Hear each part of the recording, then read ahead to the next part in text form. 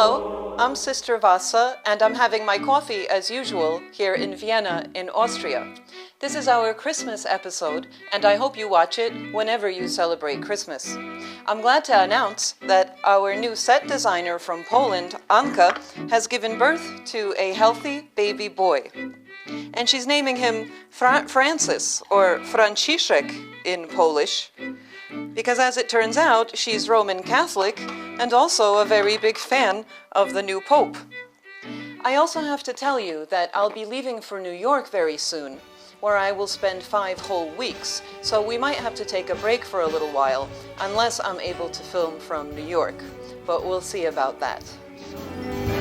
Start spreading the news. I am leaving today. I want to be a part of it. New York. I've received some Christmas presents from my crew, like this nice handmade candle. If you can see, it has real daisies inside of it, and it smells like lavender. Very nice. Oh, oops, sorry, it's actually for Anka and not for me, but I think there is a present here for me somewhere. Oh yes, this little bag with, Clinique Cosmetics, my favorite. Today I'd like to talk about the men who brought the first Christmas presents, the Magi, also known as the wise men or the 3 kings. We 3 kings of glory and dawn, bearing gifts we traverse far, field and fountain, moor and mountain, following yonder star.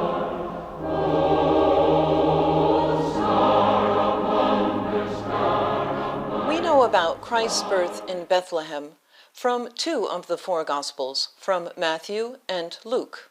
It is only the Gospel of Matthew that tells us about the Magi, or Magi in Greek. The Gospel doesn't tell us how many of them there were, but tradition says that there were 3, and the King James translation of the Bible translates Magi as the wise men. The word Magi comes from the Old Persian magus and refers to the priestly caste of Zoroastrianism. As part of their religion, these priests paid special attention to the stars and were well known internationally for their knowledge of astrology. The Gospel does not tell us the names of the Magi, but different traditions assign them different names. For us, their names are Melchior, Caspar, and Balthazar. Syrian Christians name them Larvandad, Kushnasaf, and Hormizdas, while Ethiopians and Armenians assign them yet different names. This is how the Gospel of Matthew introduces these visitors from the East who brought Jesus gifts. After Jesus was born in Bethlehem in Judea during the time of King Herod, Magi from the East came to Jerusalem and asked, "Where is the one who has been born, King of the Jews? We saw his star when it rose and have come to worship him." When King Herod heard this, he was disturbed, and all Jerusalem with him.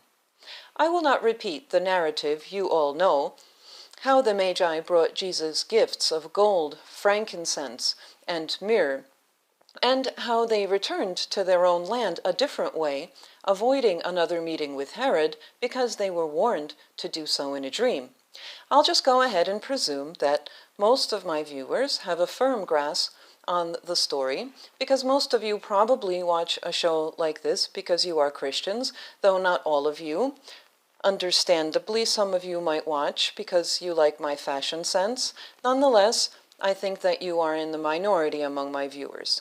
In any event, what I would like to talk about today is how and why these men followed a star, because if you think about it, that is a very perplexing story in many ways, and also about the strange reaction of all Jerusalem, which, as the Gospel says, was disturbed by their news.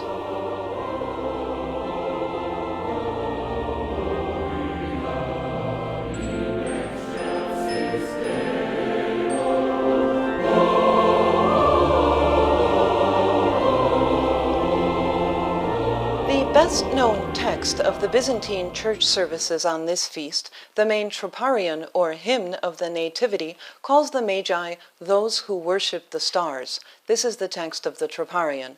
Your nativity, O Christ our God, has shown to the world the light of wisdom, for by it those who worshipped the stars were taught by a star to adore you, the Sun of Righteousness, and to know you, the Orient from on high. O Lord, glory to you.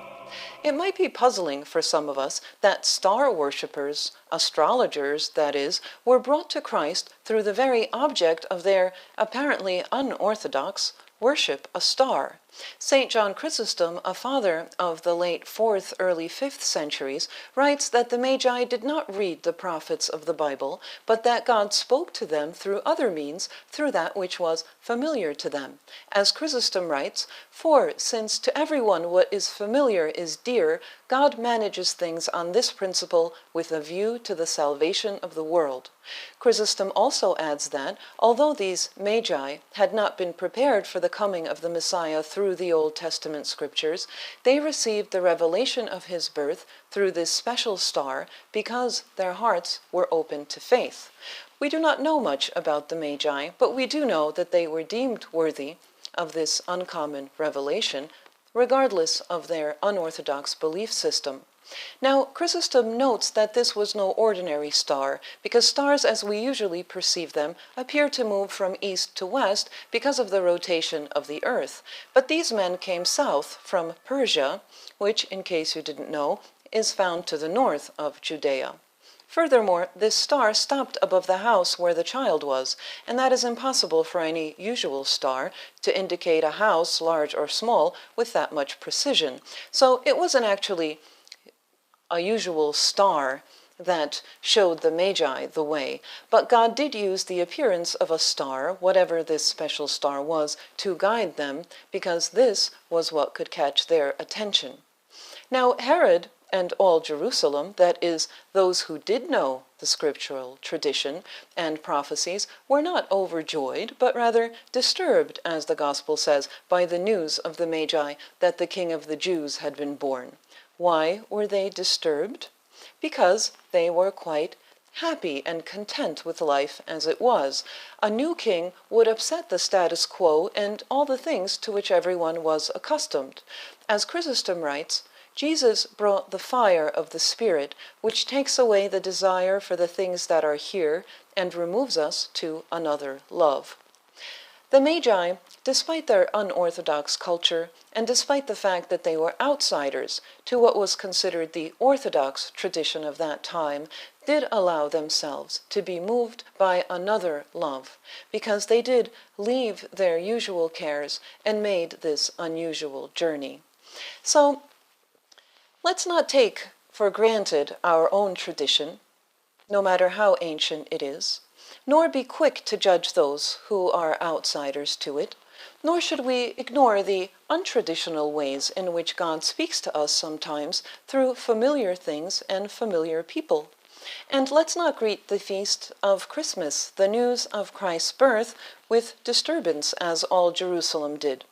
Many concerns might disturb our focus on the feast itself, perhaps like racing around shopping malls searching for Christmas presents, or perhaps dealing with unpleasant relatives at the Christmas table.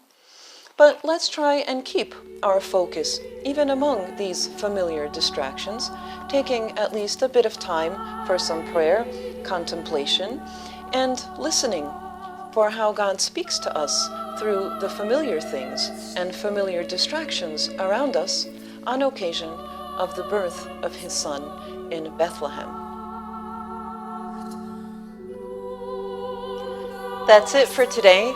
Whenever you celebrate the feast in December or January, have a Merry Christmas, ladies and gentlemen, с Рождеством Христовым, Kala Χριστούγεννα, and I hope to see you in several weeks.